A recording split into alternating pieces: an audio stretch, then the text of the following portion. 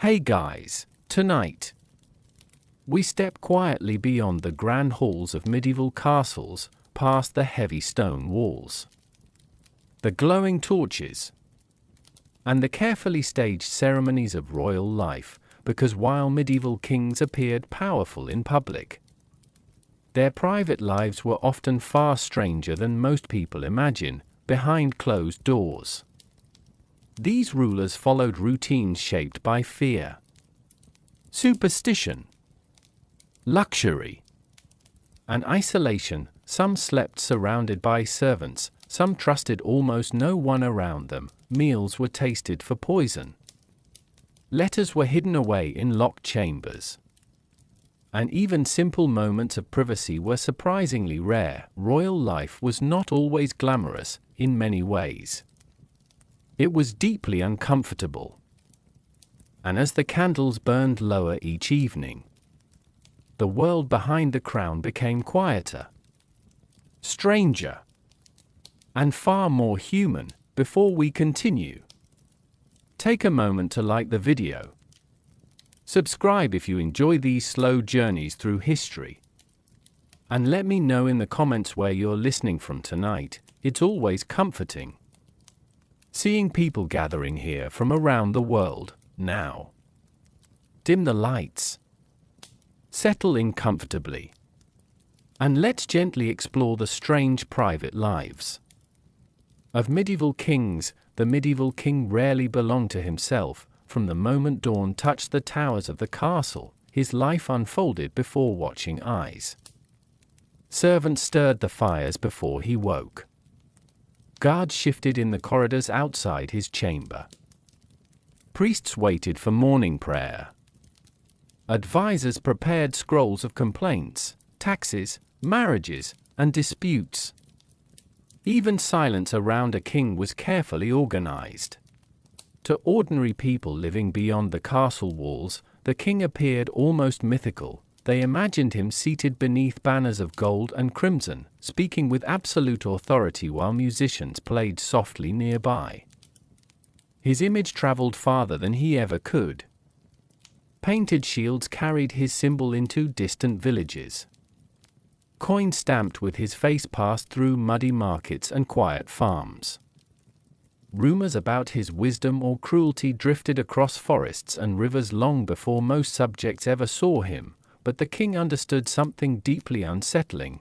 The image mattered more than the man. A tired king could never appear weak. A frightened king could never seem uncertain. Even grief had to be controlled. When kings rode through crowded streets, they wore thick velvet cloaks lined with fur despite summer heat. Gold chains rested heavily against their necks. Jewels flashed beneath torchlight while church bells rang overhead.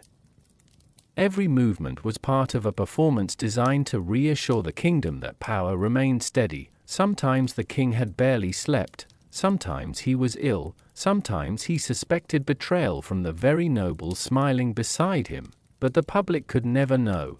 Inside medieval courts, appearance shaped survival. A ruler who looked weak invited danger. Nobles might begin whispering. Rival families could test loyalties. Foreign kingdoms watched constantly for moments of instability. Even a single awkward public appearance might fuel rumors for months, so kings practiced control with exhausting precision. They learned how to sit motionless during ceremonies lasting hours. They memorized formal greetings for bishops, knights, and foreign guests. They mastered calm expressions while hearing terrible news. Some became skilled performers. Others slowly disappeared beneath the role entirely.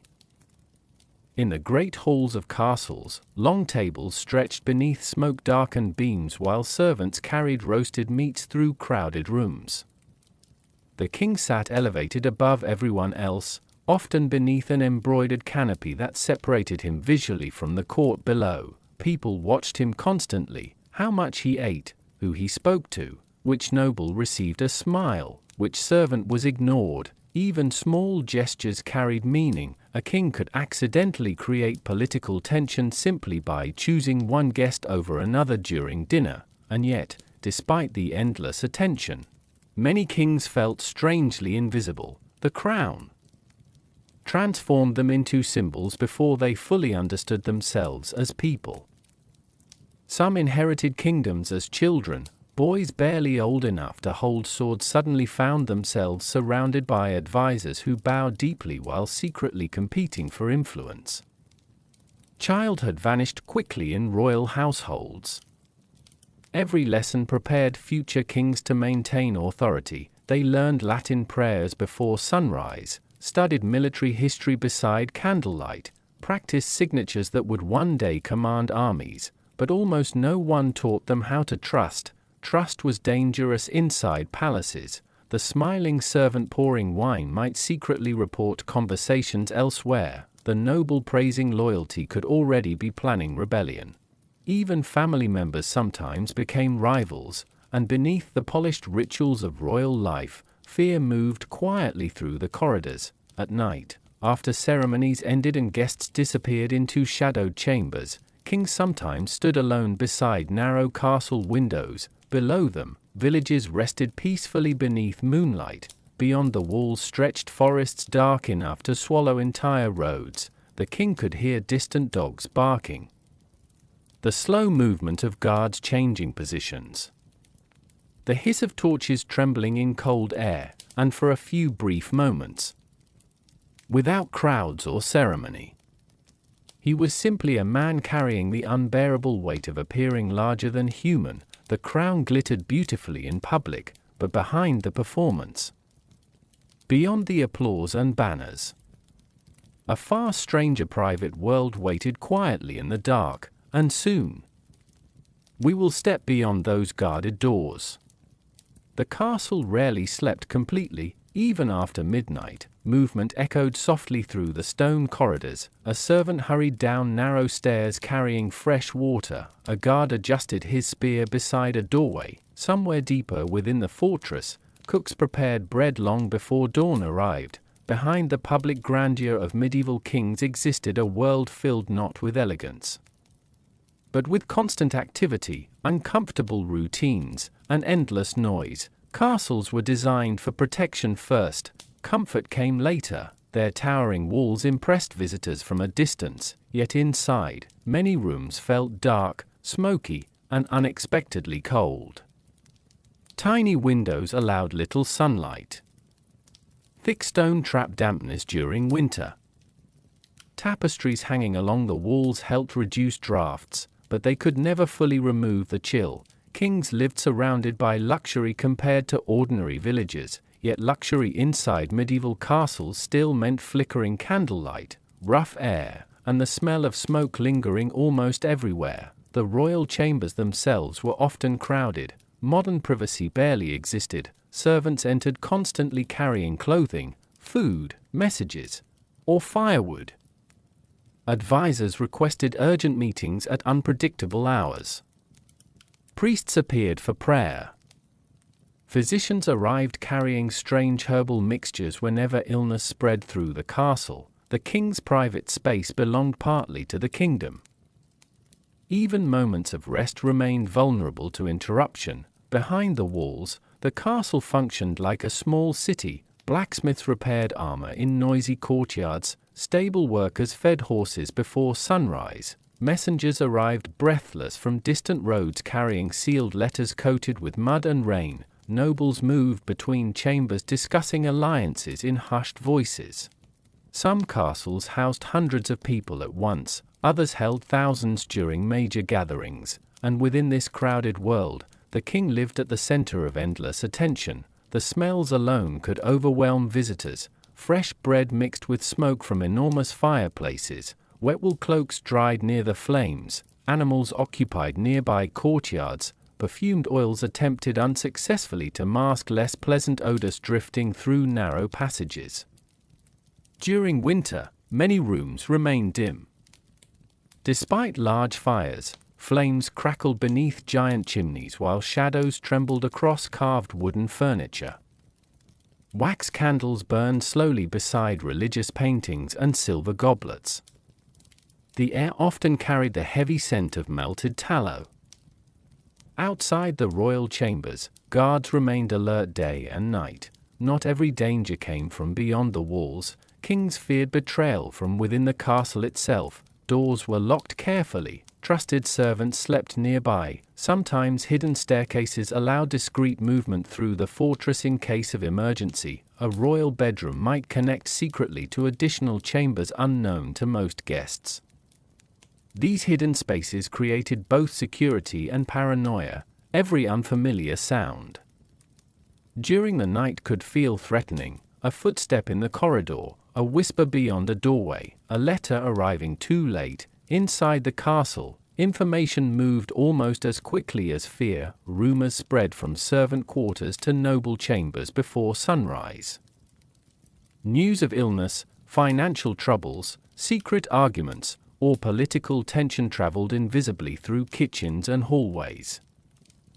Kings understood they were constantly observed. Servants noticed moods, advisors watched expressions, courtiers studied reactions during conversations. Even exhaustion became dangerous if others interpreted it as weakness. So many rulers created emotional distance around themselves. They revealed little, spoke carefully, trusted cautiously. Over time, some kings became isolated inside their own homes. Yet despite the tension, strange quieter moments also existed. Late at night, after the halls emptied, the castle transformed. The noise faded, only distant echoes remained. Moonlight slipped faintly through narrow windows onto worn stone floors. Torches burned lower. The king might finally remove heavy ceremonial clothing and sit beside the fire in relative silence.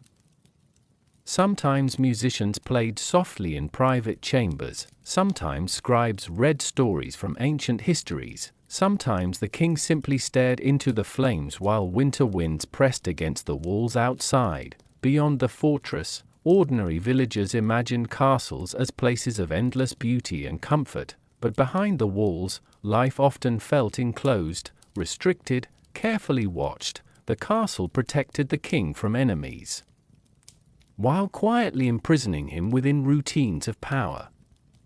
And deeper inside that guarded world, another uncomfortable truth waited. A medieval king was almost never truly alone. For medieval kings, solitude became one of the rarest luxuries imaginable. Even the act of waking each morning often happened before witnesses. Servants entered chambers quietly before sunrise to prepare clothing, warm water, and food. Curtains surrounding the royal bed were drawn open carefully. Fires were stoked back to life while guards shifted beyond the doorway. The king's day began beneath observation, and usually ended the same way. Modern privacy simply did not exist inside royal life. The king belonged partly to the court, partly to tradition, and partly to the endless expectations surrounding the crown. Almost every activity unfolded publicly: meals, conversations, religious rituals, travel, even sleep. Royal bedrooms were not always private sanctuaries. Trusted servants often remained nearby throughout the night. Some slept directly inside adjoining chambers. Others guarded entrances while messengers arrived at unpredictable hours carrying urgent news. A king might never spend an entire day completely alone. For some rulers, this constant presence became emotionally exhausting, but refusing it could appear suspicious. In medieval courts, secrecy often created rumors. If a king isolated himself too frequently, nobles might wonder whether illness, weakness, or hidden political plans threatened the kingdom, so rulers learned to exist permanently surrounded by people. The royal bedchamber itself held enormous political importance. Important guests were sometimes invited inside for private discussions. Foreign ambassadors measured wealth through decorations and furnishings. High-ranking nobles received special access as signs of favor. The king's personal space became another stage where authority had to be displayed carefully, and yet, beneath the elaborate fabrics and polished furniture, genuine personal freedom remained extremely limited. Even writing letters required caution. Scribes copied documents, Messengers transported them, servants sealed wax stamps. A truly private message could be difficult to protect. Some kings created hidden compartments for important papers, others trusted only a tiny circle of loyal advisors. Still, fear of intercepted letters remained constant. Inside castles, walls carried sound surprisingly well, whispers drifted through corridors, footsteps echoed, doors creaked open softly in the dark. People listened, observed, remembered. Court life depended upon information, and information often meant power. The pressure to remain visible affected even simple personal habits. Kings rarely dressed themselves completely alone. Layers of expensive clothing required assistance. Ceremonial garments included clasps, belts, robes, jewelry, and embroidered fabrics that servants arranged carefully. Every detail reinforced status, but each layer also reminded the king how dependent royal life had become upon constant attendance. Sometimes medieval rulers escaped briefly through activities like hunting. Deep forests offered moments away from crowded halls and political ceremony. Riding beneath tall trees with only a small group of companions could feel strangely peaceful compared to court life. Yet even there, danger followed closely. Accidents happened, assassins existed, trust remained fragile, and eventually the king always returned to the castle, back to the corridors, back to the waiting advisors, back to the invisible performance. Some kings adapted by becoming emotionally distant, others developed unusual habits to protect tiny pieces of privacy.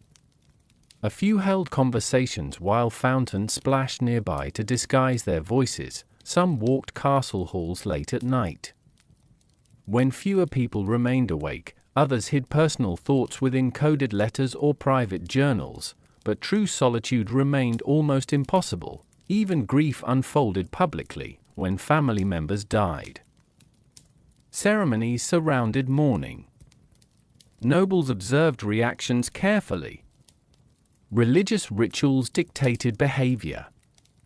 The king's emotions still belonged partly to the kingdom, and perhaps that was the strangest part of medieval royalty. A man could command armies, own castles, wear crowns of gold, and still possess almost no control over his own private existence. Behind every closed door stood another servant, beyond every corridor waited another expectation, and as the night deepened around the castle, the king often discovered that power itself could become a kind of prison. Soon, we will enter the most guarded room in the entire palace, the royal sleeping chambers, where even rest could feel strangely ceremonial. As night settled over the castle, the atmosphere changed slowly. The great halls that once echoed with conversation and footsteps grew quieter beneath the fading glow of torches. Servants lowered their voices. Musicians packed away their instruments. One by one, candles disappeared behind heavy wooden doors, and somewhere deeper inside the fortress, the king prepared for sleep. But royal sleep during medieval times was rarely peaceful. The royal bedchamber stood among the most protected rooms in the entire castle. Thick doors separated it from the outer corridors. Guards remained nearby through the night. Trusted servants moved carefully through adjoining chambers carrying blankets, heated stones, candles, and warm wine. The room itself often appeared magnificent to visitors. Large tapestries covered the cold stone walls. Rich fabrics hung from carved wooden beams. Silver goblets reflected candlelight beside religious icons and prayer books. And at the center of the chamber stood the royal bed itself, massive, elevated, surrounded by embroidered curtains. To ordinary villagers, such a bed must have seemed impossibly luxurious, but appearances could be deceiving.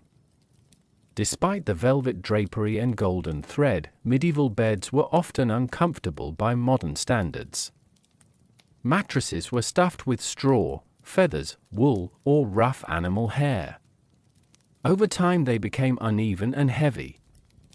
Fleas and insects remained common problems even inside royal chambers. During winter, the cold reached through stone walls no matter how many fires burned nearby. The servants sometimes placed heated bricks beneath blankets before the king entered the bed. Even then, the chill lingered. The sleeping chamber carried symbolic importance far beyond rest. In many royal courts, waking and sleeping became ceremonial acts observed by selected attendants. Certain nobles earned privilege simply by helping the king prepare for bed or greeting him in the morning. Access to the chamber meant influence, and influence meant power. The king's private room quietly became another political stage. At night, trusted servants secured windows carefully. Candles burned low beside religious relics believed to protect against evil spirits or misfortune. Some kings slept with small crosses hanging near the bed.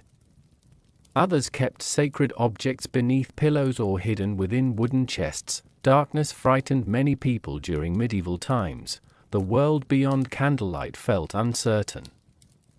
Forests surrounded castles like endless black oceans. Strange sounds drifted through the night wind. Wolves howled beyond distant hills.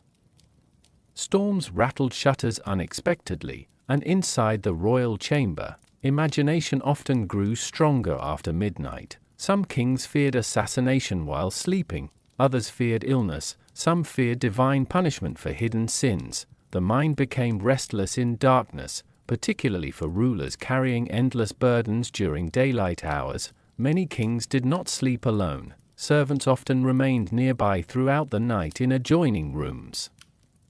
Guards watched entrances constantly. Physicians occasionally slept close during periods of illness. Hunting dogs rested near fireplaces for warmth. Even the king's dreams unfolded surrounded by quiet observers, and sleep itself could become fragile. A sudden knock at the chamber door might announce rebellion in a distant province. A messenger arriving before dawn could bring news of invasion, plague, or betrayal. Kings learned to wake quickly, to expect interruption, to live with uncertainty pressing against every peaceful moment. Some rulers developed unusual sleeping habits. A few changed chambers unexpectedly to avoid assassination attempts. Others carried personal weapons beside the bed. Some demanded complete silence after dark.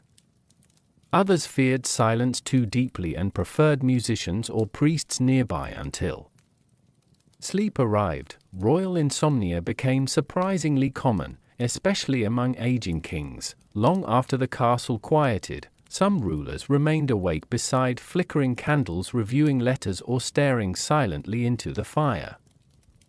Heavy crowns rested nearby on tables while shadows moved slowly across the walls. The room that appeared luxurious from a distance often felt deeply lonely after midnight, and yet, small moments of comfort still existed. The warmth of layered blankets during winter storms, the soft crackling of fireplaces, the distant sound of rain against stone walls, the peaceful rhythm of candles burning lower through the night. Sometimes queens or children slept nearby, briefly softening the emotional isolation surrounding royal life. Sometimes old stories were read quietly before rest, sometimes prayer offered calm, but no curtain, no tapestry, no guarded doorway could fully protect a medieval king from his own thoughts.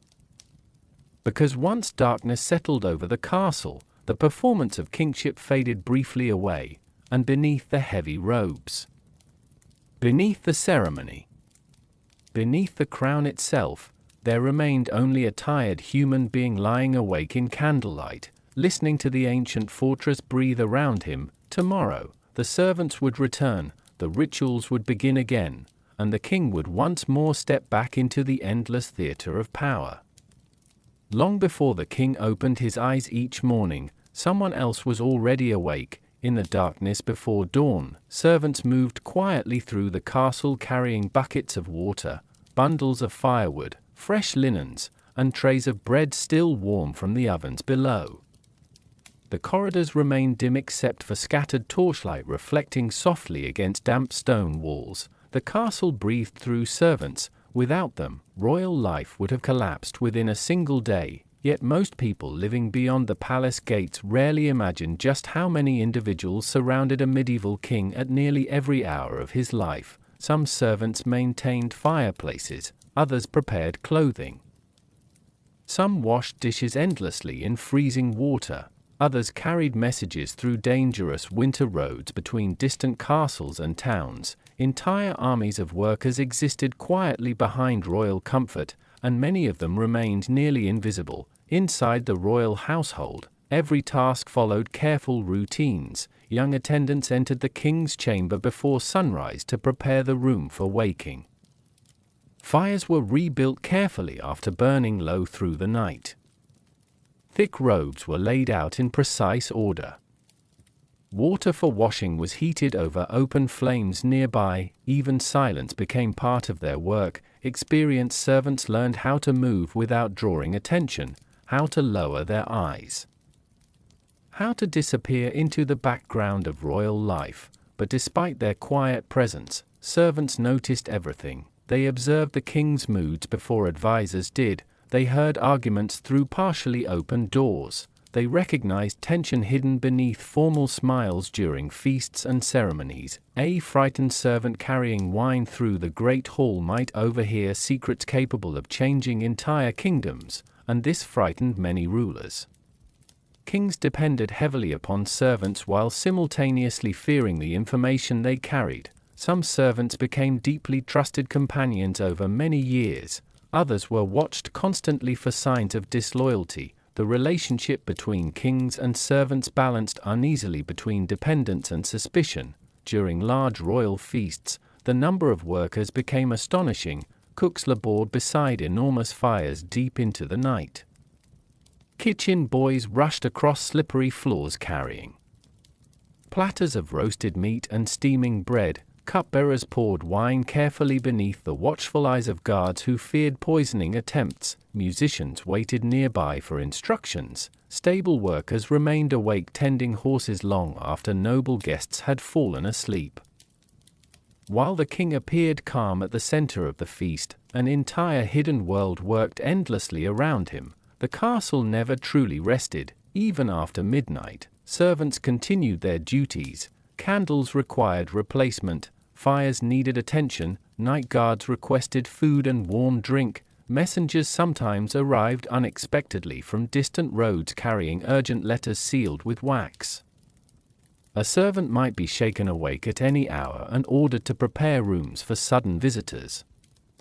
Sleep came in fragments inside royal households. Many servants lived exhausting lives. They slept in crowded quarters beneath staircases or near kitchens where heat and noise never completely faded. Their hands became rough from labor. Smoke darkened their clothing. Winters inside the castle could feel brutally cold despite constant work around fires, yet service within royal households also offered rare opportunities. A clever servant might rise slowly through the ranks. Some gained influence through loyalty. Others learned to navigate the dangerous politics of court life with remarkable skill. A trusted servant could sometimes approach the king more easily than certain nobles. This closeness created strange emotional bonds. Some kings relied upon familiar servants for comfort during illness, grief, or fear. Certain attendants remained beside rulers for decades, witnessing private moments hidden from nearly everyone else. They saw the exhaustion behind ceremonies, the anxiety before battles, the loneliness after feasts ended, and because servants moved quietly through every corner of the palace, they carried fragments of countless secrets. Whispers passed through servant corridors after dark. Stories spread through kitchens before reaching noble chambers upstairs. Rumors about hidden romances, political betrayals, illnesses, and strange superstitions drifted invisibly through castle walls. Sometimes servants knew the truth long before official announcements reached the court. This invisible network of information made royal households feel strangely alive at night. Behind every torchlit corridor stood unseen listeners. Behind every closed door waited another pair of cautious eyes. And somewhere nearby, a servant was always awake, even in the quietest hours before dawn. footsteps echoed softly through the halls. A maid adjusted candles beside religious statues, a stable boy carried water through freezing courtyards, an aging servant folded the king's robes carefully for morning ceremony. The castle continued breathing through human labor while the kingdom slept beyond the walls. And perhaps that was one of the strangest truths about royal power. The king appeared above everyone else, yet his entire existence depended upon countless ordinary people moving silently around him every hour of every day. Without servants, the illusion of effortless royalty disappeared completely. The crown itself rested upon invisible shoulders, and as night deepened through the ancient fortress, the king remained surrounded by loyal hands, watchful eyes, and ears quietly listening. In the dark. For many medieval kings, danger did not always arrive with armies. Sometimes it arrived quietly, inside a silver cup of wine, or hidden beneath the rich scent of roasted meat during supper. Behind the glittering ceremonies of royal life lived a constant, invisible fear that followed rulers almost everywhere they went, the fear of betrayal, the fear of poison, and perhaps most unsettling of all, the fear that trusted faces inside the castle might secretly wish for the king's death. During medieval times, poisoning carried a strange power within the imagination of royal courts. Unlike open battle, poison felt silent and intimate. It moved through shadows instead of battlefields. It transformed ordinary objects into possible threats. A simple meal could become dangerous, a shared drink could carry suspicion, even medicine prepared by physicians inspired unease. Kings understood that many people benefited from royal deaths: rival nobles, ambitious family members, foreign enemies, disgraced advisors. In some kingdoms, the sudden death of a ruler could completely reshape political power overnight. This knowledge settled heavily upon the royal mind, especially after sunset. Meals inside medieval courts followed careful rituals partly designed for protection. Trusted servants sampled food before it reached the king's table. Cupbearers held respected positions because they handled royal drinks directly.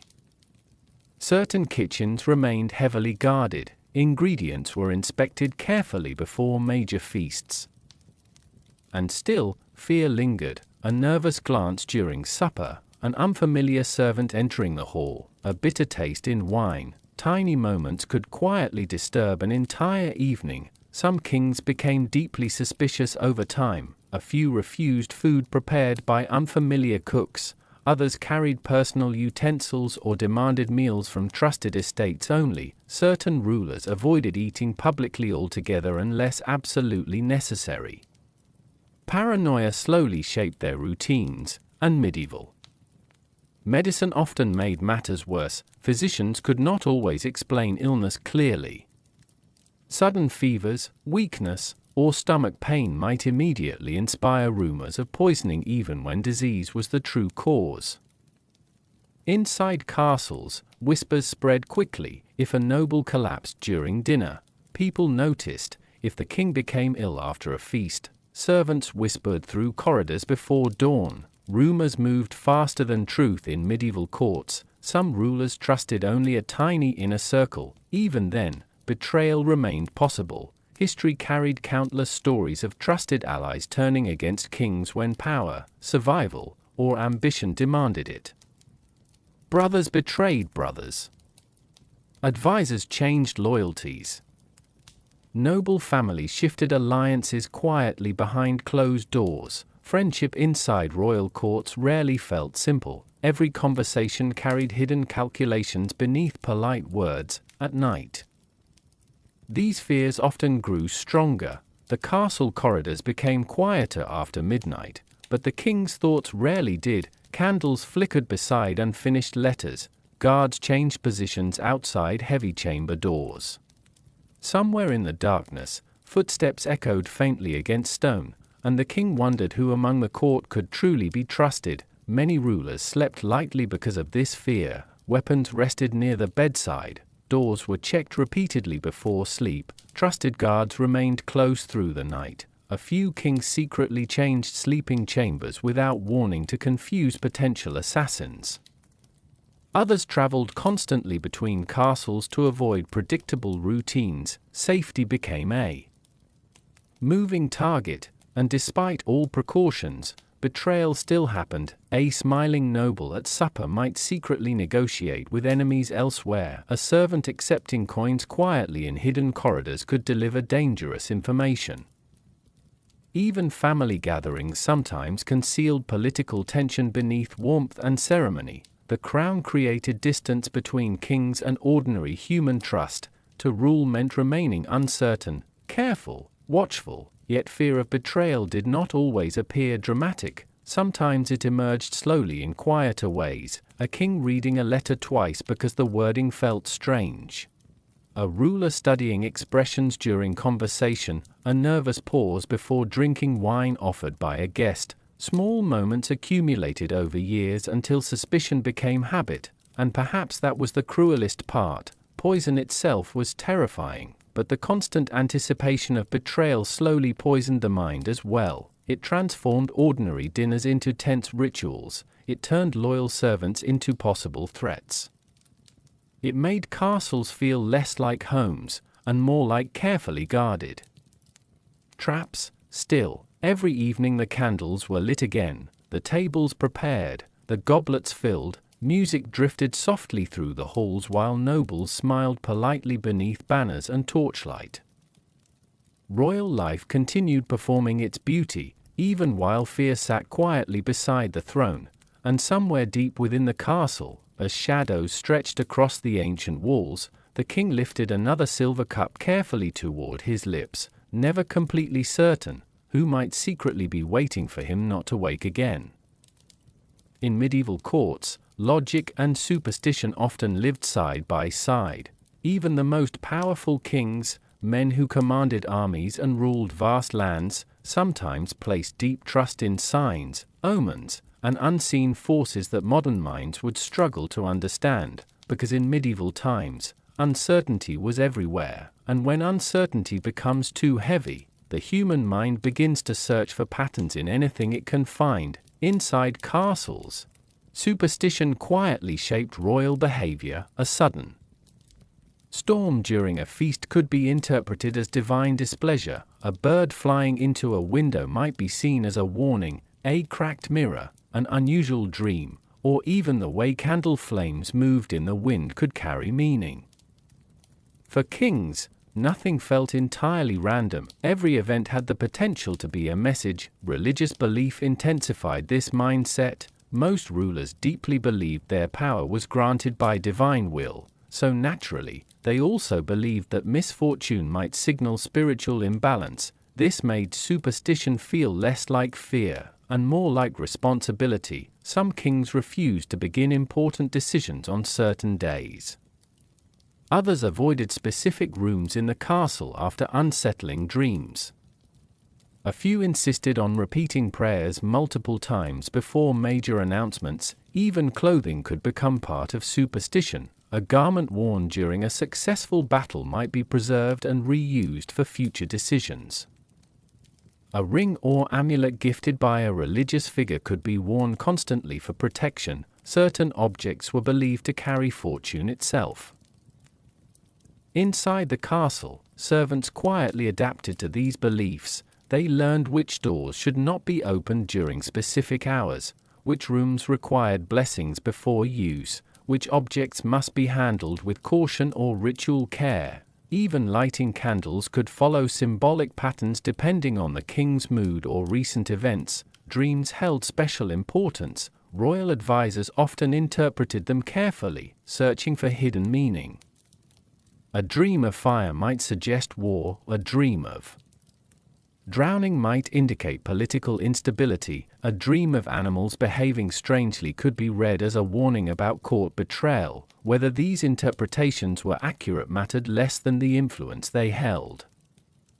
Because once a king believed a dream, it could change decisions that affected entire kingdoms. Astrologers also held influence in some courts. They studied the stars above medieval skies, attempting to predict favorable moments for war, marriage, travel, or diplomacy. Even educated rulers sometimes consulted them before major actions. The night sky above castles became more than decoration, it became a guide, or at least a suggestion, of fate, yet superstition was not always comforting. Sometimes it deepened fear instead. A king who noticed repeated signs of misfortune might begin to feel surrounded by invisible threats. Every coincidence could become meaningful, every accident could feel intentional. And slowly, certainty faded from royal life. The castle itself sometimes felt alive with hidden signals. Wind howling through corridors might sound like warning voices. Shadows cast by torchlight might resemble figures watching from the walls.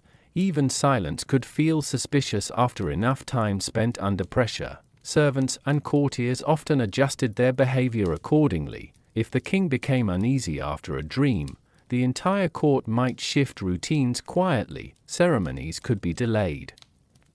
Journeys postponed, decisions re-evaluated. Superstition, once private, became political, but not all beliefs were dark. Some kings used rituals to create comfort rather than fear, repeating blessings before sleep, touching sacred objects before meals, lighting specific candles during moments of stress. These small actions offered emotional stability in a world filled with unpredictability. And perhaps that was the true heart of superstition in medieval courts, not ignorance, but a desire for control in an uncontrollable world. Still, strange stories circulated through castle halls, tales of cursed thrones, rooms that brought misfortune to those who slept inside them. Objects said to bring luck or disaster depending on how they were treated. Over time, these stories blended with history itself, and no one could always separate truth from belief. At night, when the castle grew quiet again, the line between reality and imagination often softened.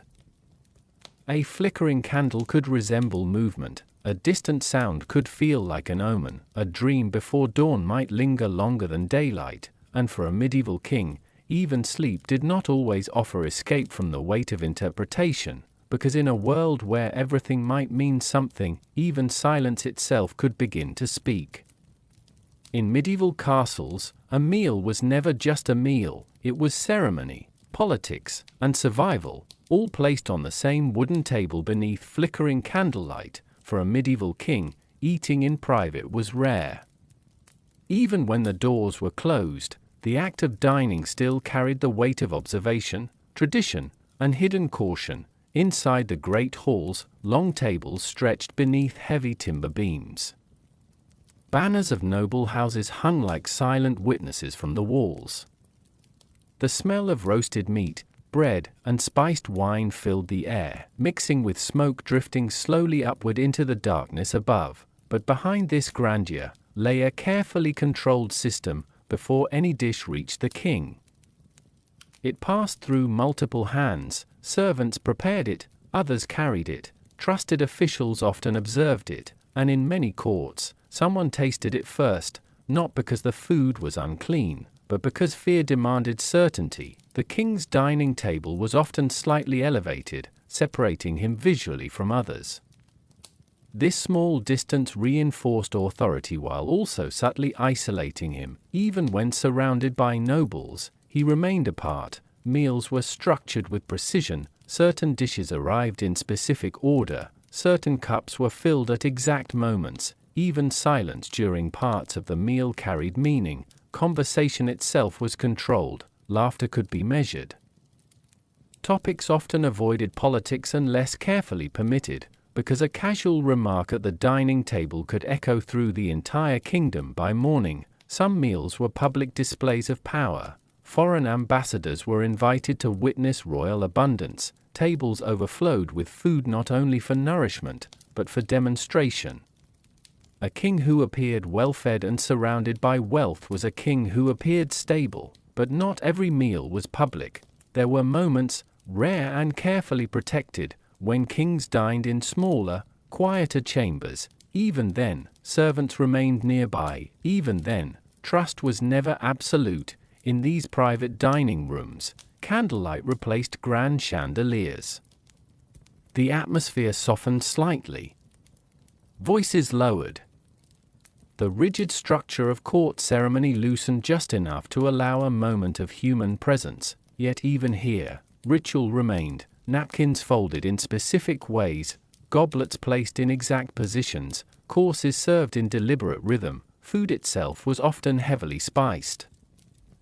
Both for preservation and flavor, meat was roasted over open fire, bread was thick and dense, wine was sweetened or diluted depending on preference and tradition, fruit, when available, was treated as luxury. Despite the richness of royal tables, medieval dining lacked modern freshness and variety. Seasonal limits shaped everything.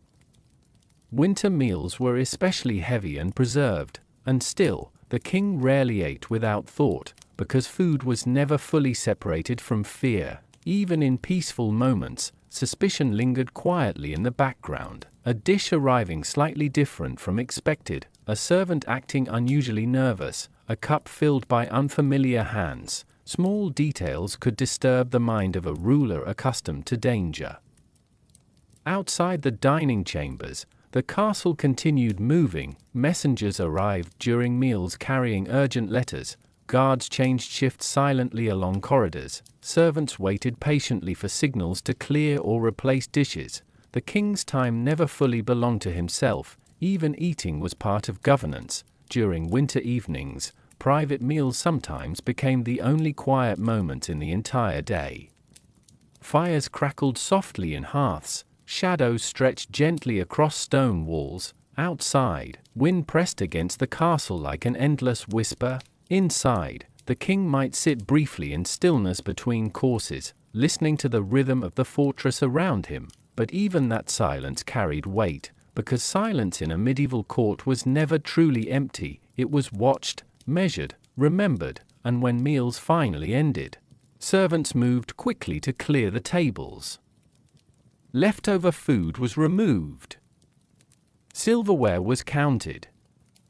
Remaining wine stored carefully. Nothing in royal life was left unattended. Everything had value, everything had meaning, and as the last candles of the dining hall were extinguished, the king would rise once more, leaving behind a table that still smelled of spices, fire, and quiet tension, as the castle slowly returned to its nighttime rhythm of watchful silence.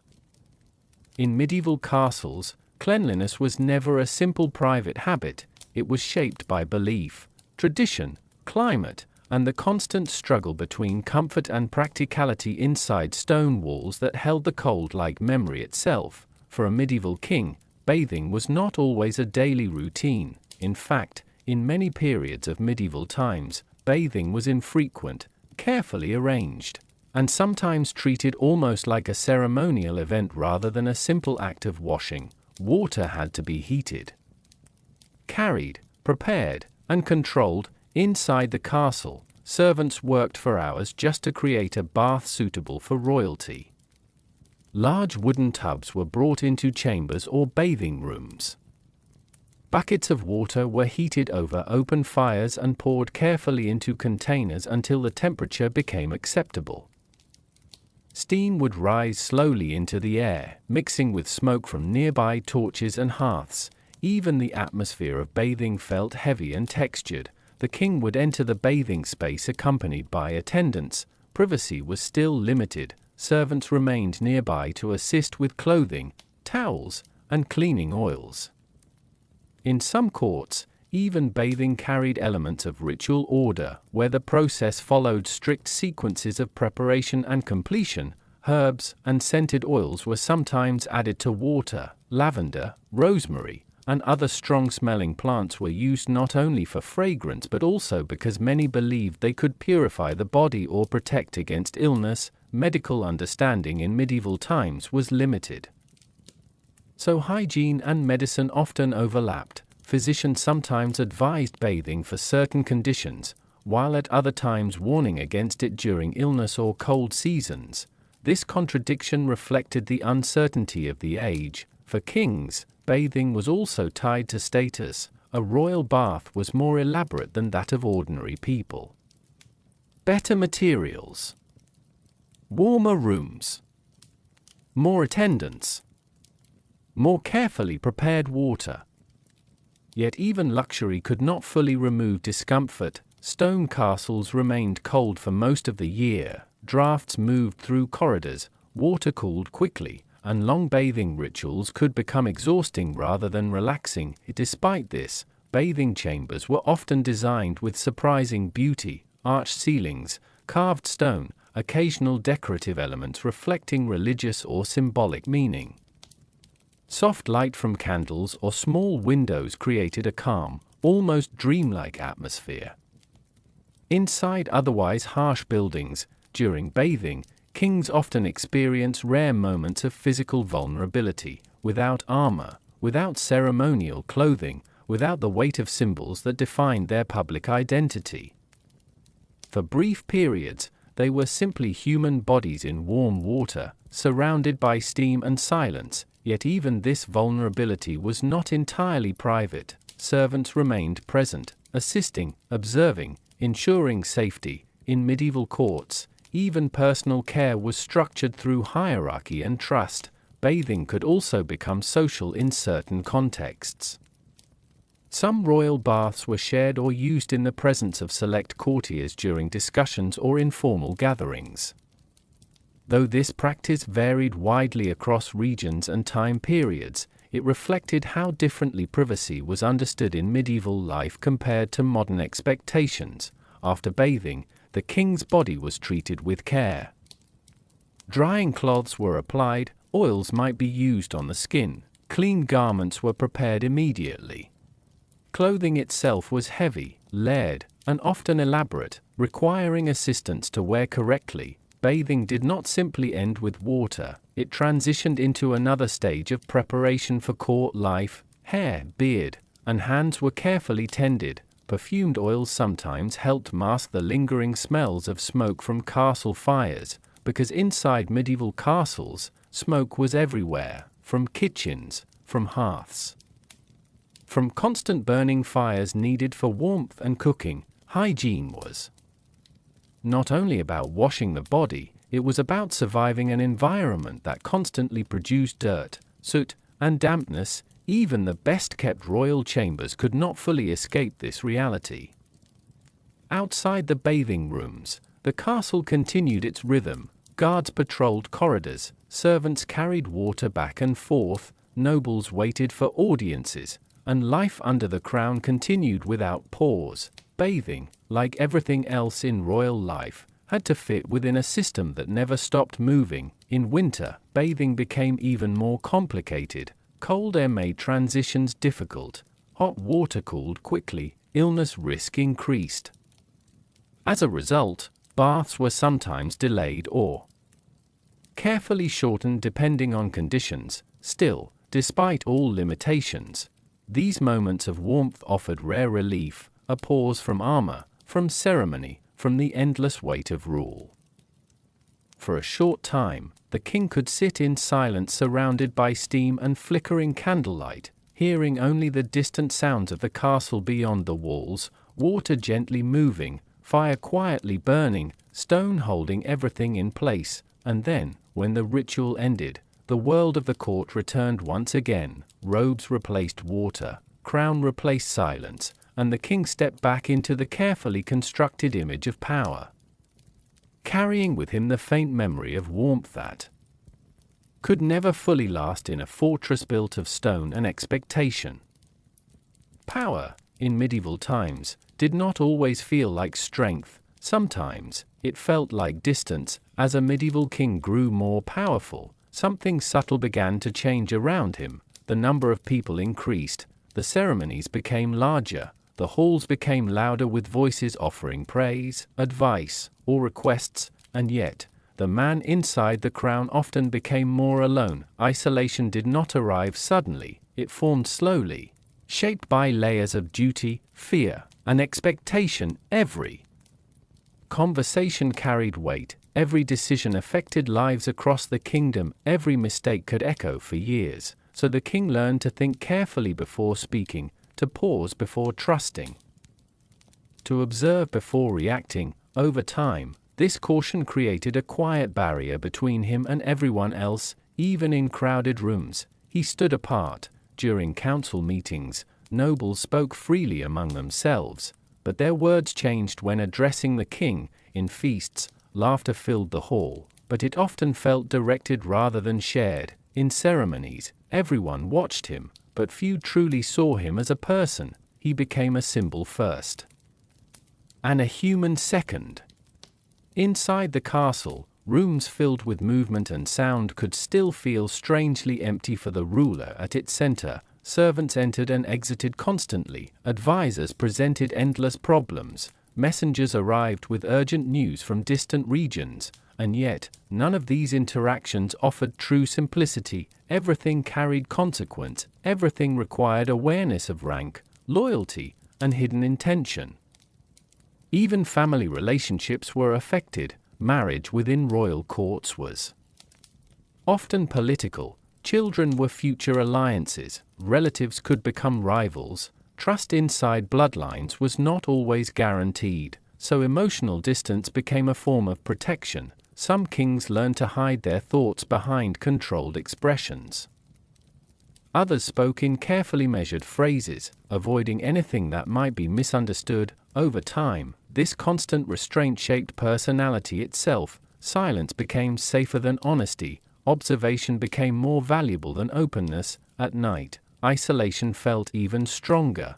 After ceremonies ended and the castle quieted, the king often remained awake longer than others, not because of comfort, but because of thought. The weight of decisions rarely disappeared with daylight. Instead, it settled more deeply in the silence of stone corridors and dimly burning candles. Outside his chamber, guards stood watch. Inside, only the glow of firelight moved across the walls. Even sleep could not fully escape responsibility. Dreams became extensions of worry, and mornings always arrived too soon. Despite this isolation, the king was never truly without people. But presence is not the same as connection. Many stood near him, yet few stood beside him in understanding. This separation created a strange emotional reality inside medieval courts. A ruler could be surrounded by hundreds of individuals and still feel like he was walking alone through endless corridors. Some kings attempted to bridge this gap. They sought companionship through trusted advisors or loyal companions who had served them for many years. Occasionally, genuine bonds formed, but even these relationships existed within hierarchy. Power always lingered in the background, and so, even friendship carried caution. As kingdoms expanded, isolation often increased. More land meant more administration. More administration meant more advisors meant more opinions, and more complexity. The king became the center of a widening circle that he could no longer fully reach outward from, yet everything still returned to him.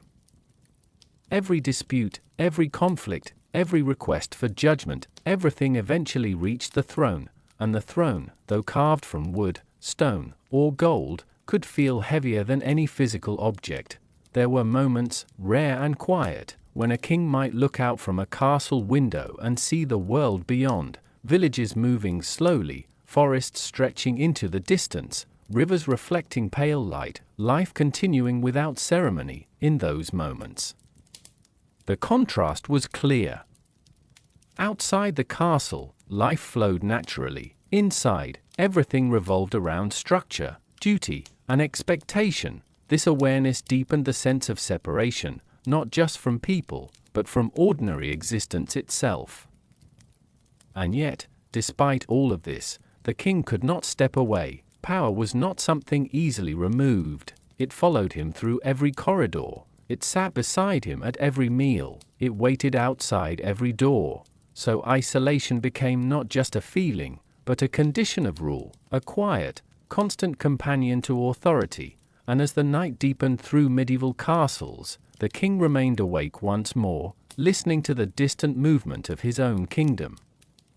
While standing at the center of a world he could never fully enter. In medieval castles, family was never just family, it was duty wrapped in ceremony, alliance disguised as affection, and survival carefully written into every marriage contract, sealed with wax and witnessed by nobles. For a medieval king, marriage was rarely a private choice, it was a political decision shaped long before the couple ever met. Across distant kingdoms, royal marriages were arranged to secure peace, strengthen alliances, or prevent war. A single wedding could shift the balance of power across entire regions, and yet, inside the castle walls, these unions still had to exist as human relationships. That tension shaped much of royal family life. When a queen arrived at a foreign court, she often entered a world that was unfamiliar and emotionally distant. New languages, new customs, new expectations.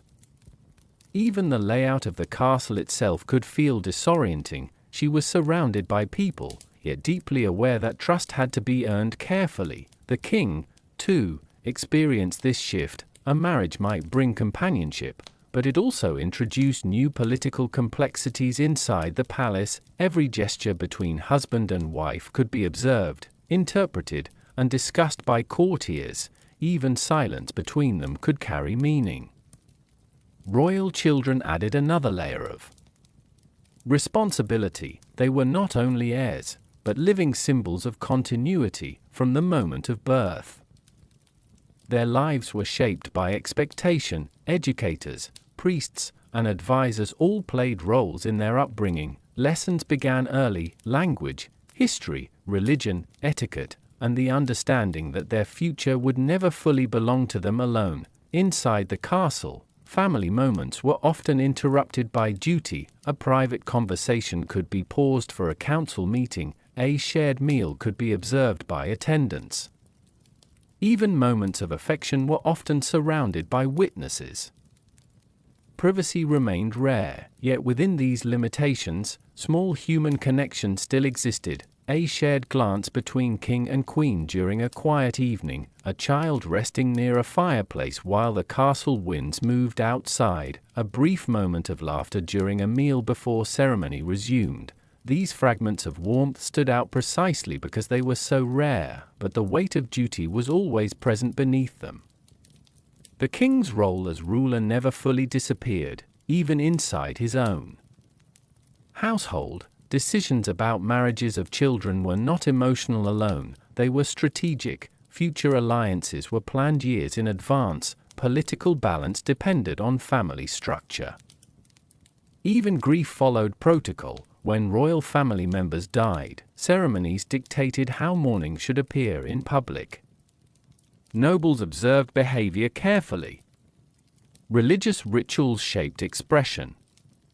The personal loss of the king became part of the kingdom's collective narrative. Inside this system, emotional life became divided. There was private feeling and public performance, and the two rarely matched completely. Queens often held unique positions within this structure. Some gained influence through intelligence, diplomacy, or strong political awareness. Others navigated court life carefully, balancing loyalty to their birth families with their new role inside the king's court.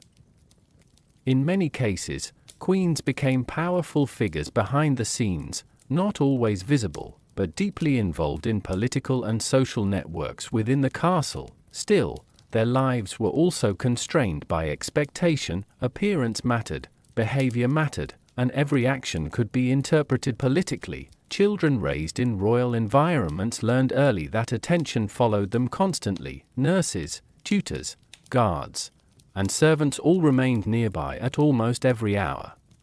Even play was supervised, even learning carried purpose. As they grew older, awareness of responsibility replaced innocence gradually. They understood they were not simply members of a family, but future pieces in a larger political structure. Inside the castle, family spaces still existed: private chambers, gardens enclosed within walls, quiet corners where conversation could soften briefly. But even these areas existed within the wider system of court observation, and so, emotional distance often became a form of protection. Kings and queens learned when to speak openly, and when to remain carefully composed. Over time, This shaped how they related to each other. Some relationships grew distant.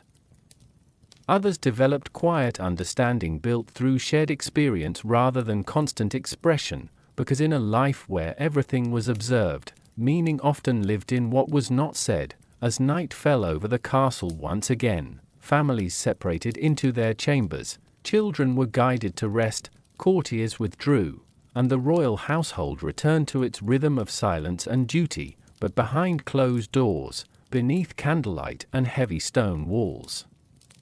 The strange balance between love and obligation continued quietly, shaped by a world where even family was part of the crown. In medieval castles, words were never just spoken, they were weighed, recorded, repeated, and sometimes hidden. For a medieval king, communication was one of the most dangerous parts of rule. A simple sentence spoken in the wrong room could travel across the entire court before the day ended. A careless remark could become rumor. A rumor could become political tension. And political tension could become war. So kings learned early that not everything could be said aloud. Inside the castle, secret conversations often took place in quieter corners of stone corridors, behind partially closed doors, or in rooms where sound was softened by thick tapestries hanging on the walls. Even then, trust was never complete. People listened, always, servants passing by, guards standing still, nobles pretending not to hear. The castle itself felt like a living ear. Because of this, written communication became essential. Letters carried thoughts too dangerous for speech. Messages between kings, nobles, and distant allies traveled across kingdoms on horseback, sealed with wax and protected by trusted messengers.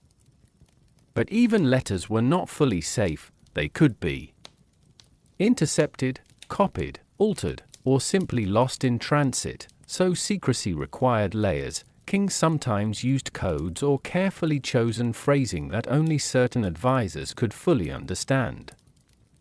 Some messages appeared harmless on the surface but carried hidden meaning beneath formal language. Other times, messengers were chosen not only for loyalty, but for silence. Inside the castle, hidden letters often existed in physical secrecy as well. Secret compartments inside wooden desks, loose stones in walls that could be removed quietly, locked chests hidden beneath beds or behind tapestries. A king's private thoughts were rarely kept in plain sight, because visibility meant vulnerability. Even trusted advisors handled sensitive documents with caution. Copies were made, originals stored securely. Every step in the chain of communication was controlled as carefully as possible. Yet despite all precautions, uncertainty remained. The medieval world moved slowly, but information still traveled in unpredictable ways. A single overheard sentence in a corridor could reach a rival court weeks later. A forgotten message could resurface at the worst possible time.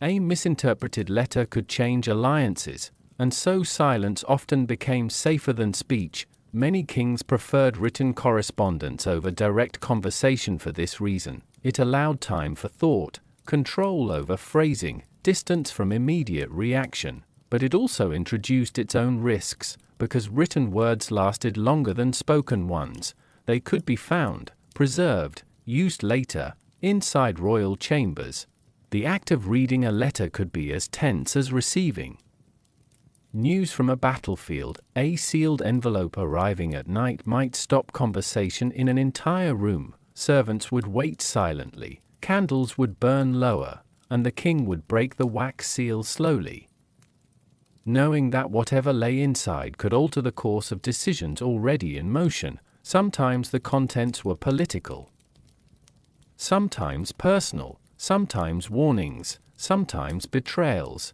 and sometimes uncertainty itself. Not knowing what a letter meant could be just as powerful as knowing. Secret conversations also shaped court life in quieter ways. Two nobles standing near a window might speak softly while appearing to watch the gardens. A servant might pause in a corridor just long enough to hear fragments of speech. A queen might exchange brief, meaningful words with an advisor during a ceremonial event. While others looked away, meaning often lived between words rather than inside them, and interpretation became an essential skill for survival, because in medieval courts, people rarely said exactly what they meant.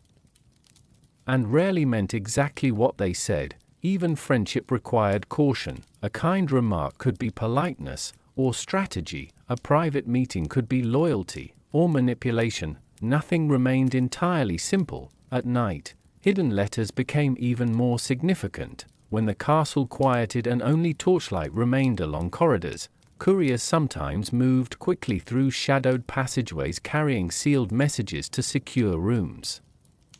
The sound of footsteps echoed softly through stone halls, doors opened and closed with careful precision, and somewhere inside the castle, a decision was being shaped quietly on parchment, as kings read these messages alone in dim chambers. Surrounded by candlelight and silence, they often understood something unsettling. Power did not only live in armies or crowns, it lived in information, in what was known, and what was hidden, and in the fragile space between truth and uncertainty, entire kingdoms could shift without a single sword being drawn. Outside, the castle remained calm. Inside, words moved like invisible currents through stone walls, changing everything they touched.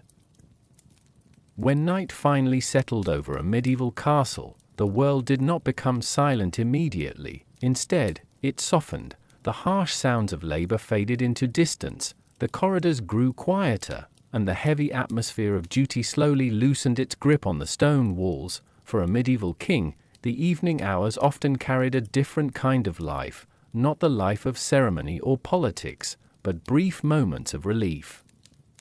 Entertainment inside castles was not always grand or loud. It was often intimate, controlled, and designed to fit within the fragile calm of royal evenings. Music played an important role in this transition from duty to rest. Minstrels, musicians, and singers were invited into the hall to perform softly beneath candlelight. Lutes, harps, and simple string instruments filled the air with slow, flowing melodies. The music was not meant to overwhelm, it was meant to ease, to soften the edges of a long day shaped by decisions and tension. Inside the great hall, shadows moved gently along stone walls as flames flickered in tall iron holders. The king often sat slightly apart from others, listening more than speaking. Nobles gathered in smaller groups, their conversations lowered to match the mood of the music. Even laughter, when it appeared, felt restrained by the weight of the setting. Entertainment in medieval courts was never purely casual, it was always shaped by awareness. Performers understood this deeply. Their movements, tone, and even timing were adjusted according to the presence of royalty. A misplaced note or inappropriate joke could shift the entire atmosphere of the hall, so performance became careful, deliberate, controlled, but within those limits, beauty still existed. Songs told stories of distant lands, forgotten heroes, lost love, and ancient battles, not always accurate, not always historical, but emotionally powerful enough to hold the attention of a weary court. Sometimes the king himself requested certain performances, a song remembered from childhood, a melody associated with a past victory, or a tune that carried personal meaning known only to a few. These small choices revealed something quietly human beneath the crown. Outside the hall, the castle remained half awake. Servants moved through corridors carrying candles and checking doors. Guards maintained their silent watch, and distant winds pressed gently against stone walls as if reminding the fortress of the world beyond it. Inside, however, time felt different, slower, less structured. After music, other forms of entertainment followed. Storytelling was common. A traveling bard might recount tales of ancient kings, mythical creatures, or moral lessons wrapped in dramatic narratives. These stories were not just entertainment. They also reinforced ideas of loyalty, bravery, and divine order. Even humor existed in court life, though carefully shaped. Jesters sometimes performed light comedic acts designed to ease tension without crossing boundaries. Their role was delicate: to entertain without offending, to observe without becoming dangerous, and sometimes to speak truths disguised as jokes. As the evening deepened, candles burned lower. The glow in the hall shifted from bright ceremony to warm intimacy. Faces became softer in the dim light, voices quieter, and the atmosphere slowly drifted away from politics into something closer to shared humanity. Yet even in these moments, awareness never fully disappeared. The king was still the king. Every reaction still observed, every expression still noticed. Entertainment existed within structure, not outside it, and so even relaxation carried subtle awareness. But within that framework, rare moments of genuine calm could appear: a melody that silenced conversation naturally, a story that drew attention from everyone at once, a shared silence after a final note faded into the air. In those brief intervals, the castle felt almost peaceful, not free from responsibility, but gently suspended from it. After performances ended, musicians often left quietly. Candles were extinguished one by one, and the hall slowly emptied as nobles returned to their chambers. The king might remain a little longer, listening to the last echoes of music fading into the stone walls. Outside, the night deepened. Inside, memory of sound lingered, and even after silence returned fully to the castle, something of the evening remained behind: a feeling, a softness, a reminder that beneath all layers of duty and fear, there were still moments when life could feel almost gentle. And as the final torch was lowered in the hall, the medieval castle returned once again to its quieter world, where even darkness carried the memory of music. As night deepened over a medieval castle, life did not simply stop, it changed rhythm. The sharp structure of daytime duty slowly dissolved into quieter, more intimate routines that unfolded behind stone walls illuminated by fading torchlight. For a medieval king, nighttime was not a single moment of rest, but a sequence of carefully arranged steps. Each evening followed patterns shaped by tradition, security, and habit. After entertainment and council matters ended, servants began preparing the palace for its quieter hours. Candles were replaced one by one, doors were checked and locked, fireplaces were adjusted to burn through the night without spreading smoke too heavily through the chambers. Even silence was managed. The castle was never truly left unattended. Instead, it transitioned into a different kind of watchfulness. Inside the royal chambers, attendants moved with practiced calm. They spoke softly, if at all. Their footsteps were controlled, almost invisible against the stone floors. Everything was done with awareness that the king might still be awake, observing, thinking, or resting lightly. Clothing worn during the day was carefully removed and replaced with simpler garments suitable for sleep. Heavy ceremonial fabrics gave way to softer materials. But even this transition carried meaning. Every layer removed was still handled with respect, every item placed in order. Nothing in royal life was ever truly casual. Outside the chamber, guards maintained steady positions. Their torches burned in measured intervals, casting long, shifting shadows along the corridor walls. At set times, rotations occurred quietly so that vigilance never faded. The palace was designed to feel still, while remaining constantly aware. In many castles, night routines also included final rounds of inspection. Servants ensured that windows were secure, that fires were controlled, that no unusual activity disturbed the structured quiet of the building. Even animals within the castle, such as hunting dogs or stable horses, were tended before deeper night settled in. As the king prepared for sleep, there was often a final moment of reflection, not formal ceremony, not public ritual, but a quiet pause between activity and rest. Candles burned lower during this time, and the chamber grew softer in tone. Shadows no longer moved quickly, they settled. The air itself felt heavier, as if the entire fortress had slowed its breathing. For some kings, this was the only moment of the day where true stillness existed: no messengers, no advisors, no ceremonies. Only thought. Yet even then, routines continued around them. A final cup of diluted wine or warm herbal drink might be offered. Religious objects might be placed nearby as a form of comfort or protection. Small rituals of faith and habit blended together until they became indistinguishable from daily life. Beyond the royal chamber, the castle remained divided into layers of activity. Lower corridors still held servants finishing late duties. Kitchens gradually cooled, though embers sometimes remained alive for early morning preparation. Stable areas outside the main wall settled into quiet movement under dim lantern light, and above all of it, the stone structure held everything together in silent permanence. Nighttime in a medieval palace was not empty, it was structured emptiness, a carefully maintained calm that required constant human effort. Even sleep itself was surrounded by preparation.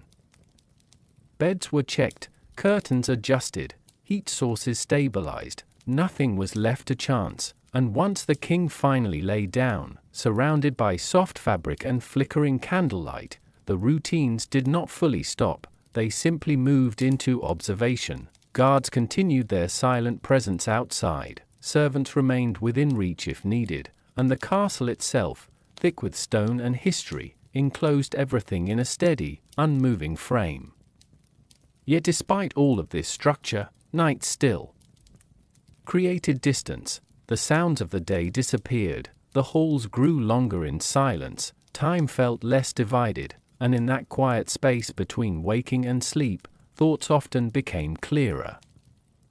For a medieval king, nighttime was both protection and exposure, protected by walls, but exposed to reflection. The weight of decisions made during the day often returned in softer form during these hours, not as urgency, but as memory, and so the palace at night became something unusual, a place where power slowed down enough to be felt rather than performed, where the crown was not displayed, but simply existed on a table nearby or rested silently in memory, and as candles burned lower, and corridors emptied further into silence, the medieval castle entered its most delicate state, not fully awake, not fully asleep, but suspended in a quiet rhythm that belonged entirely to the night. In medieval castles, illness was never understood in the way it is today. The human body was still a mystery wrapped in belief, observation, and tradition, where medicine, religion, and superstition often blended into a single uncertain practice. For a medieval king, falling ill was not just a personal concern, it was a political event. A weakened ruler meant instability.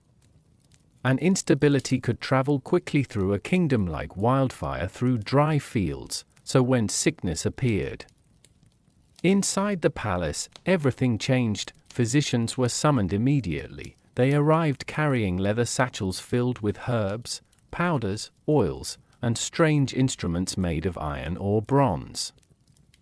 Their knowledge came from ancient texts, translations, and long-held theories about the balance of the body. One of the most common beliefs was the idea of humors: blood, phlegm, yellow bile, black bile. Health, it was believed, depended on maintaining balance between these elements. Illness meant imbalance, and treatment meant restoring order. This idea shaped many of the strange medical practices used inside royal courts.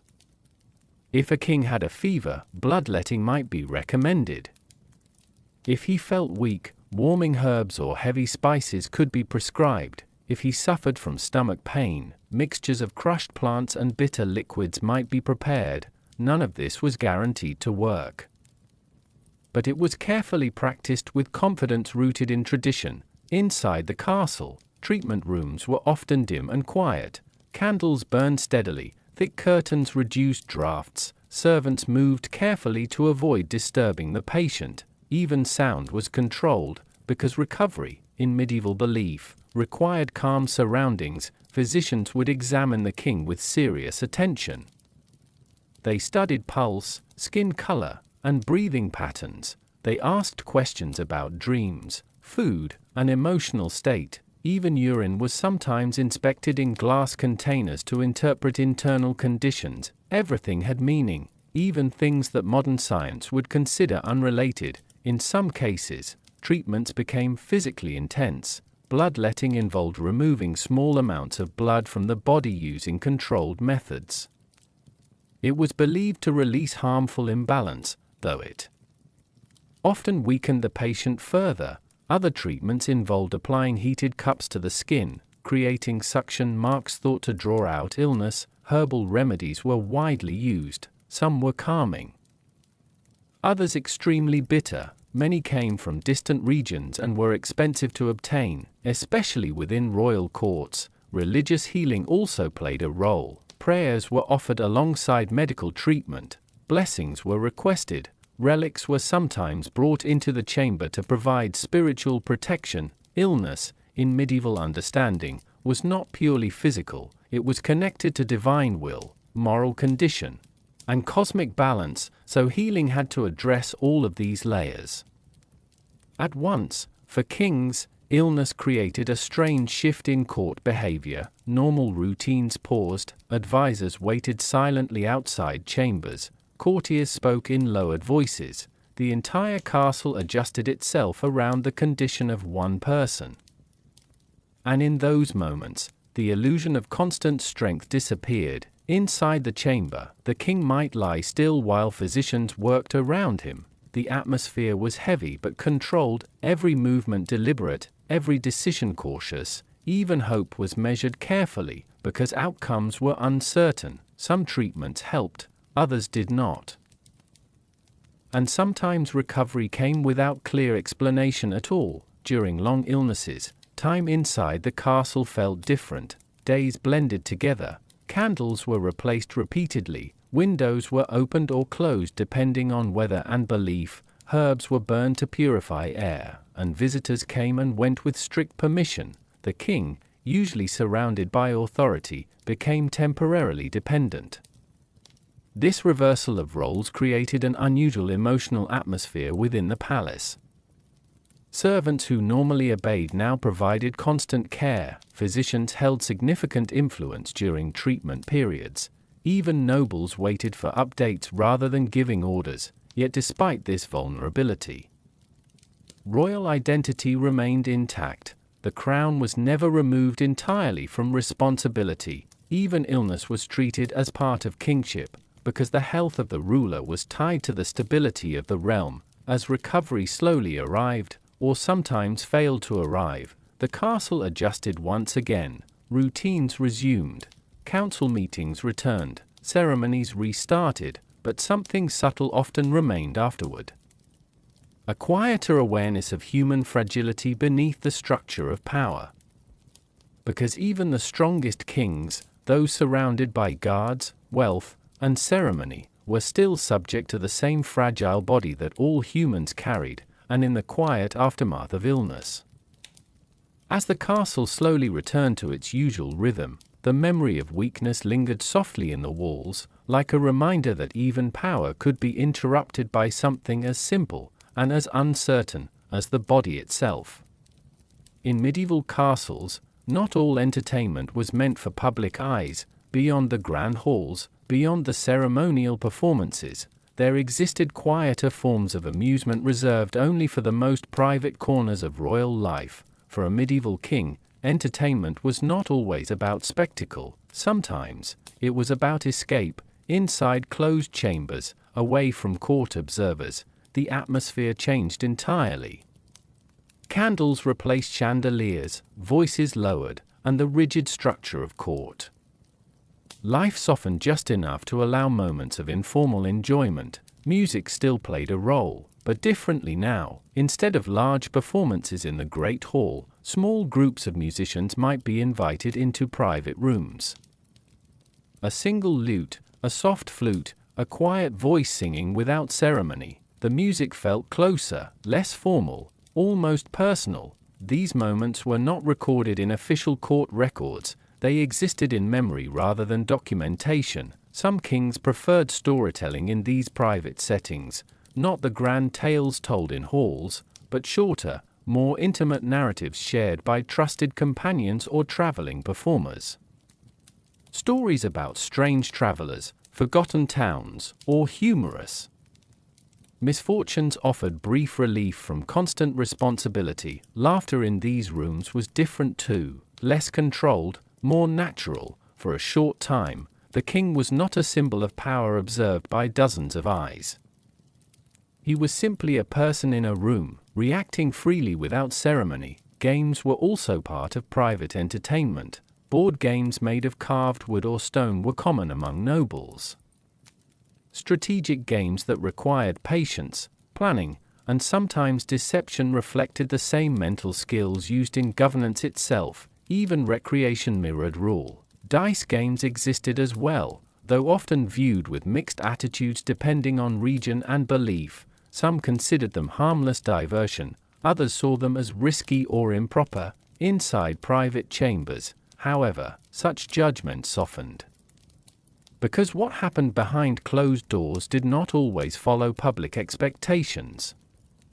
Occasionally, jesters or entertainers would perform more freely in these private spaces. Without the full audience of the court, their humor could become slightly more experimental, still careful, still aware, but less restricted.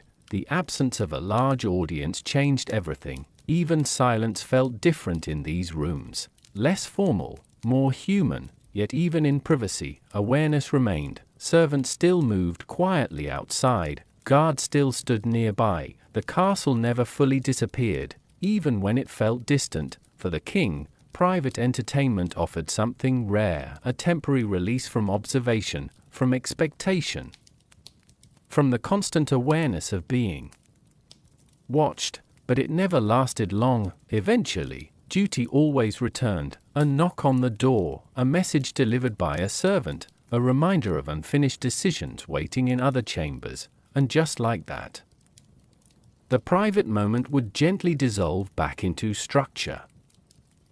Still, these small intervals mattered. They provided emotional balance within a life dominated by responsibility. Without them, the weight of rule would have felt even heavier. Inside these hidden spaces, relationships also felt different. Conversations became less formal. Loyal companions could speak more openly, though still cautiously. Trust was still necessary, but expression had more room to breathe. Some of the most honest moments in royal life likely occurred not in councils or ceremonies, but in these quiet rooms where performance was briefly set aside. Yet even entertainment carried subtle awareness of hierarchy. Who was invited, who was excluded, who was allowed to speak freely, who remained silent. These boundaries still existed, even when the atmosphere relaxed.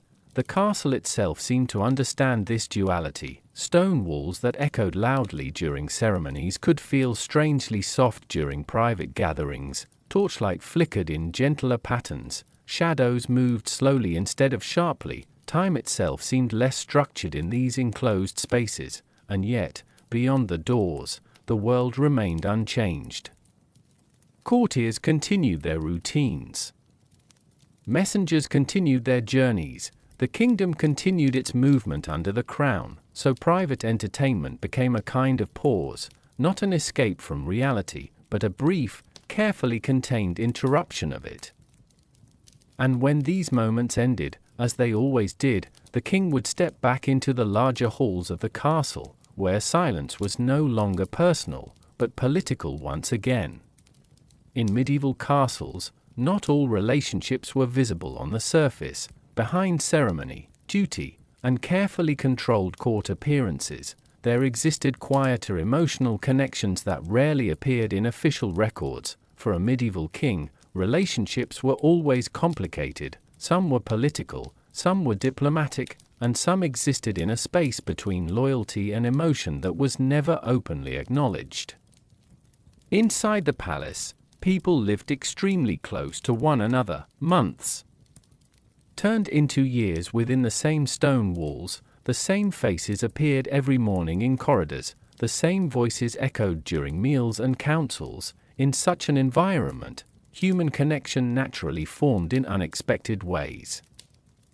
Yet everything was constrained by hierarchy, by duty, by expectation. Even a simple conversation could carry meaning beyond its words, a glance exchanged in a hallway, a quiet moment shared during a long council break, a private smile that lasted only a second too long. These small details often went unnoticed by most, but in a court full of observation, even the smallest gesture could become significant.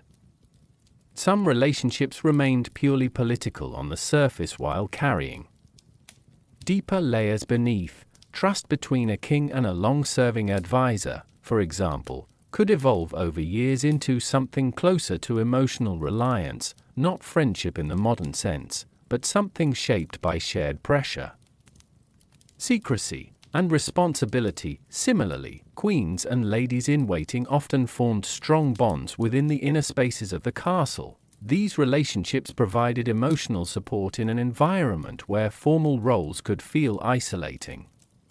Yet even these connections were never fully free from awareness of rank and consequence. Every interaction existed within structure. Romantic relationships within royal courts were even more complex. Marriage itself was usually political, arranged for alliances rather than affection, so emotional attachment, when it appeared elsewhere, had to remain carefully hidden or controlled. The palace did not offer true privacy. Servants moved constantly through corridors, doors rarely remained unobserved for long, and rumors traveled quickly through the layered social structure of the court. Because of this, many personal relationships existed in silence, in coded conversations, in brief, carefully timed meetings, in letters that were read and then hidden away. The castle became a place where emotion had to learn discretion. Even so, human nature persisted. People formed attachments. They sought comfort in familiarity. They found meaning in small, shared moments of understanding. But those moments were fragile, always balanced between presence and risk. Inside royal chambers, even trust itself had limits. The closer someone was to power, the more carefully they had to be observed, so relationships inside the palace were often shaped by contradiction. Closeness and distance existed at the same time, familiarity and caution coexisted in the same space. An affection, when it appeared, often carried an awareness that it could not be fully expressed. At night, when the castle grew quiet again, these hidden dynamics became even more subtle. A late conversation in a dim corridor, a meeting that lasted slightly longer than necessary, a message delivered without official purpose. Nothing was openly declared, but meaning existed beneath the surface. Still, not all relationships were emotional in nature. Some were purely strategic but appeared personal, alliances disguised as companionship, loyalty tested through proximity, trust measured in silence rather than words. In a medieval court, even appearance could be part of survival. And so people learned to navigate emotional complexity carefully, to understand when to speak, when to remain silent, and when to let meaning remain unspoken. For the king, this environment created an unusual emotional reality, surrounded by many people, yet never fully certain of where genuine feeling ended and political behavior began. Every relationship required interpretation, every interaction required awareness, and nothing could ever be fully separated from the structure of power that surrounded it. Yet despite all of this, moments of sincerity still existed, quiet, brief, and often unrecorded, a gesture of concern during illness, a moment of shared understanding after difficult news, a conversation that felt momentarily free of calculation. These fragments did not change the system of the palace, but they revealed something human within it, and as time moved forward through the castle corridors, these hidden relationships continued to form and fade quietly, like whispers carried through stone halls that never fully forgot the presence of those who once walked within them. In medieval castles, time did not move gently for those who ruled. It carved itself into stone walls, into faces, into decisions that could never be undone. For a medieval king, aging was not simply a personal experience, it was a political reality that slowly changed the way the entire kingdom looked at him. In youth, a ruler was seen as energy, strength, and promise, but as years passed, that image began to shift. Inside the castle, the king noticed changes before anyone spoke of them. Openly, movements became slower, evenings felt longer, fatigue arrived earlier in the day, and moments of silence began to stretch more naturally into rest. But beyond the physical changes, something deeper emerged: awareness of time, not just passing time, but limited time. The castle itself seemed to reflect this transition. Halls that once echoed with constant movement now felt quieter in certain corners. Ceremonies continued as always, but the atmosphere around them subtly changed. There was less celebration in repetition, and more awareness of continuity. Courtiers, too, began to observe differently. They watched the king with quieter attention, not out of disrespect, but out of understanding that every reign eventually reaches its later chapters. This awareness created an unspoken tension within the palace, because succession was never just a future idea. It was always present in the background of every decision, even when not discussed openly. Inside royal chambers, advisors began to speak more carefully about long-term matters, arrangements for governance, plans for stability, preparations for transition. Everything became more structured around continuity rather than expansion. For the king, this stage of life brought reflection, not always in words, but in thought. Moments spent looking out of windows became more frequent, not toward ambition, but toward memory, past victories, past losses, past choices that shaped the kingdom into what it had become. And with reflection came fear, not always fear of death itself, but fear of what would remain afterward. Legacy was not guaranteed, it had to be shaped, preserved, protected. In medieval courts, legacy was often tied to buildings, laws, and stories that would outlive the ruler. Castles constructed during reigns, battles remembered in chronicles, decisions recorded by scribes, but even these were not entirely stable. History could be rewritten, interpretations could change over time, and memory was always vulnerable to those who came after. So kings often became more attentive to how they would be remembered, not in public speeches, but in actions taken during quieter moments of rule. Charitable acts, religious support, political stability, efforts to ensure that the kingdom would remain strong beyond their presence. Aging also changed relationships inside the castle. Trust became more selective. Older advisors who had served for decades became even more valuable. Their memory of past events provided stability in uncertain times. At the same time, younger courtiers represented the future that was slowly approaching. This created a subtle generational divide within the palace, not open conflict, but quiet contrast. Inside the king's private chambers, time felt especially present. Objects accumulated over years began to carry personal history, weapons from earlier reigns, documents from past negotiations, items gifted during alliances that had long since changed. Each object held memory, and memory, over time, became heavier than material weight. Even sleep changed in later years, not always deeper, sometimes lighter, more fragmented, filled with reflection. The night no longer felt like complete escape. Instead, it became another space for thought. Outside the chamber, the castle remained active in its structured rhythm, but the perception of it changed. The king heard it differently now, more distant, less immediate. As if the castle were slowly becoming something observed rather than simply lived within. Yet despite this distance, responsibility never faded. The crown remained, decision still arrived. The kingdom still depended on the presence of its ruler, and so aging in medieval kings was not withdrawal, but continuation under different light, a slower pace, a quieter awareness, a deeper sense of what would eventually remain when presence itself was no longer there. And in that awareness, legacy stopped being an abstract idea. it became something shaped daily, in choices, in restraint, in the quiet understanding that every moment of rule was also a moment of becoming memory.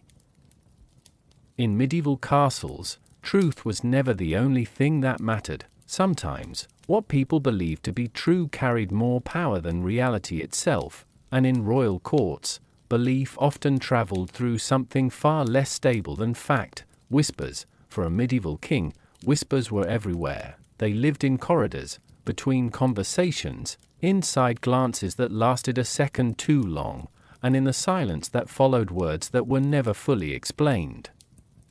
The castle was a place where sound never truly disappeared, it simply changed form as it moved through layers of people. A phrase spoken softly in a private chamber could reach a distant hall by evening, reinterpreted, reworded, slightly reshaped each time it passed from one mouth to another. By the time it returned to its origin, it might no longer resemble what was originally said, but its impact remained. Rumors in medieval courts were not harmless entertainment, they were forces. They influenced trust, they shifted alliances, they changed how people looked at one another during meals, meetings, and ceremonies. Inside the castle, everyone understood this without needing to be told, so speech became careful, measured, controlled, but silence did not protect anyone either, because silence itself could be interpreted. If a king remained quiet after a statement, it could mean agreement,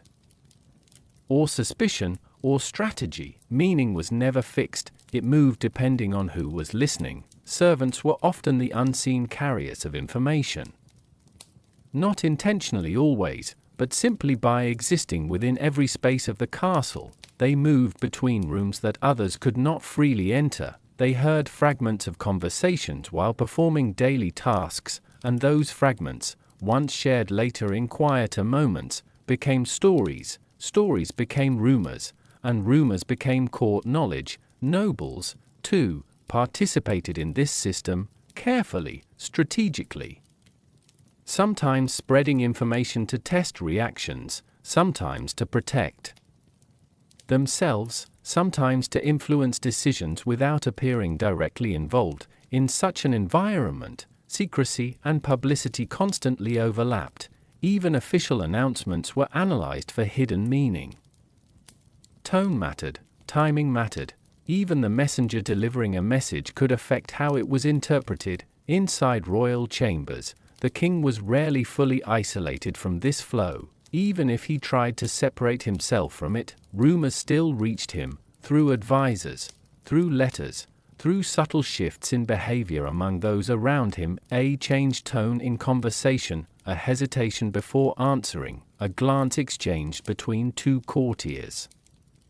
These small details often carried more meaning than spoken words, because in a court built on uncertainty, people learned to read everything. Rumors often centered around power, who was favored, who was falling out of favor, who might replace whom in the future, but they also touched more personal matters, hidden relationships, secret meetings, private disagreements that never reached official records. Some rumors were harmless misunderstandings, others were carefully constructed tools of influence, and many existed in a space where truth and invention were impossible to separate. The king existed at the center of this environment, not always as a participant, but always as a subject. Every decision he made became material for interpretation.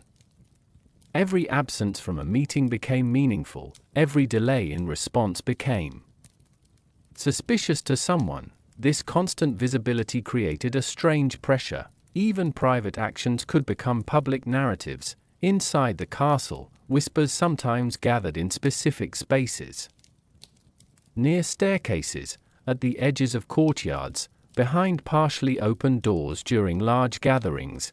These places became invisible crossroads of information, and over time, the castle itself seemed to develop an awareness of its own rumor system, as if the walls had learned to echo selectively. At night, when activity slowed, whispers did not disappear, they simply became quieter, more concentrated, shared between fewer people but often carrying greater weight. A single sentence in the right place could still reshape entire decisions. Despite this, no system existed to fully control it, because rumor was not just communication, it was interpretation, and interpretation could not be fully governed.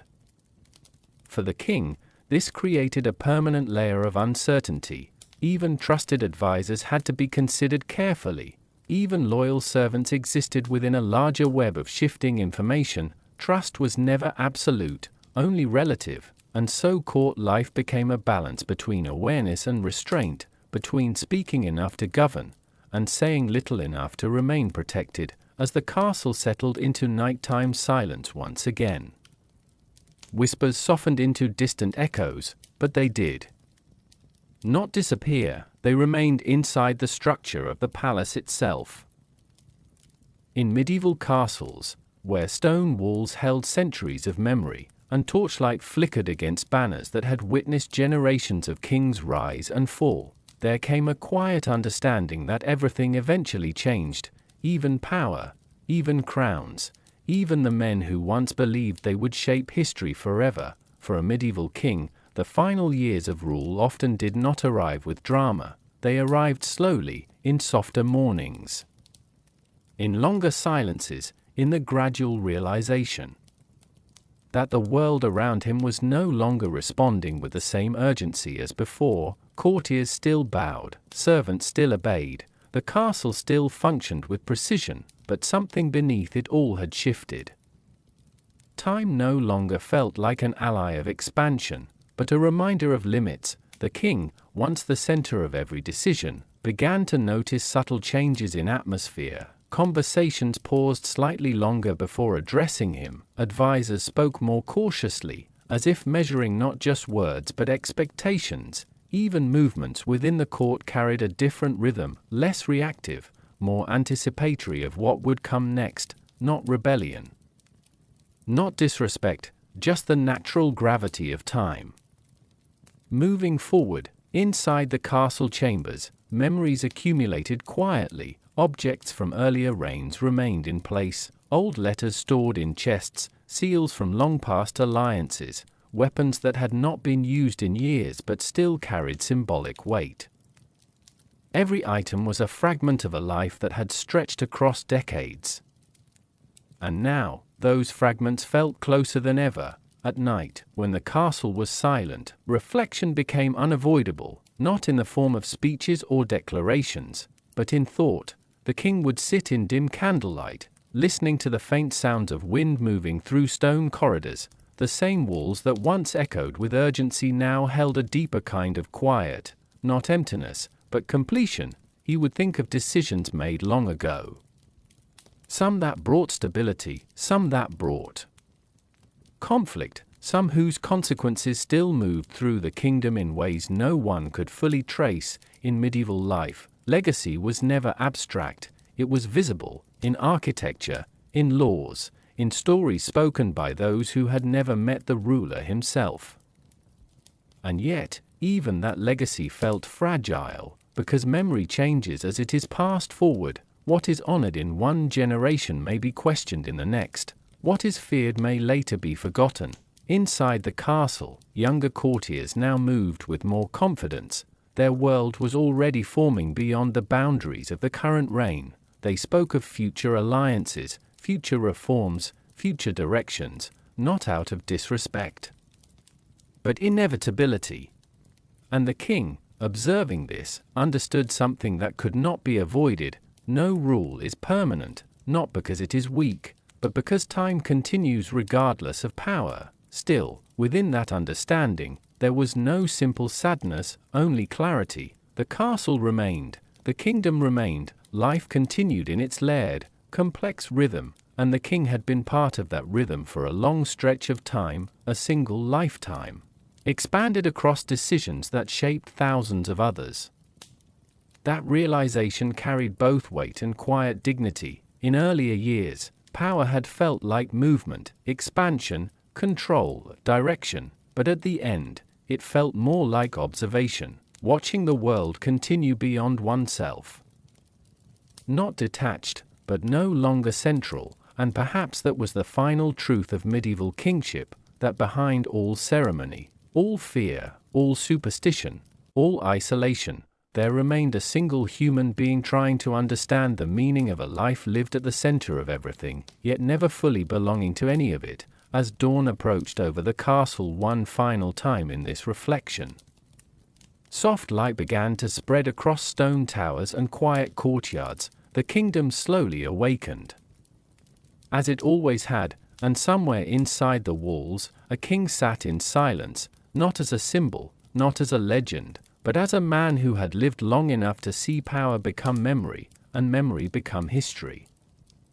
And in that stillness, the story did not truly end, it simply continued, in every whisper, every stone, and every generation that would one day look back and wonder what it truly felt like to live behind a crown.